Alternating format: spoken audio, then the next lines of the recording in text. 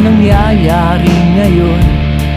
Talamak na ang nakawan, harap-harapan na ang korupsyon.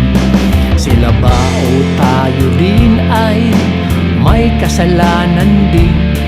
Alam ng magnanakaw, ibinuto pa rin. Nakukuha tayo sa konting barya. Tuwing eleksyon, pinamumudmud nila. Mabulaklak na mga salita. Akala mo mga maaamong tupa. Sino ngayon ang kawawa?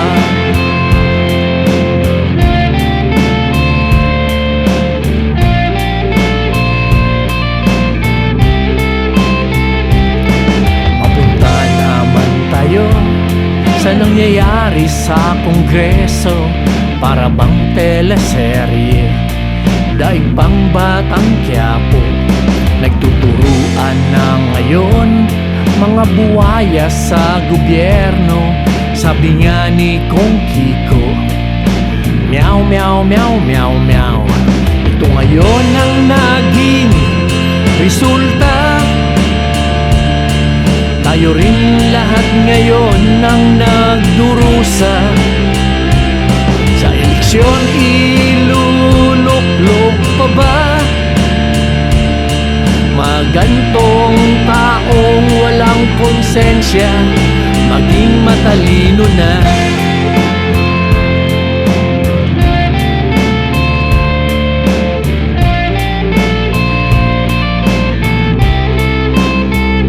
Kaya't huwag puro reklamo sa nangyayari ngayon.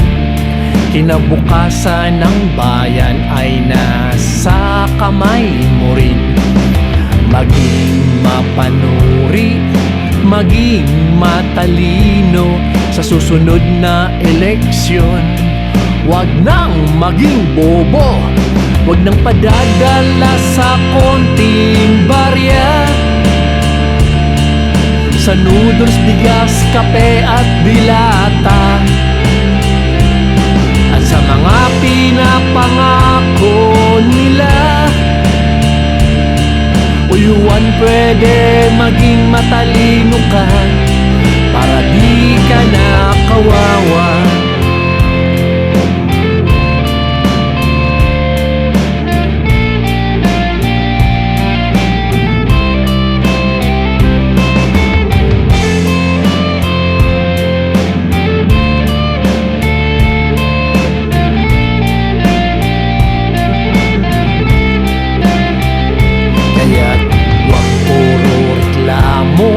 Sa nangyayari ngayon, kinabukasan ng bayan ay nasa kamay mo rin.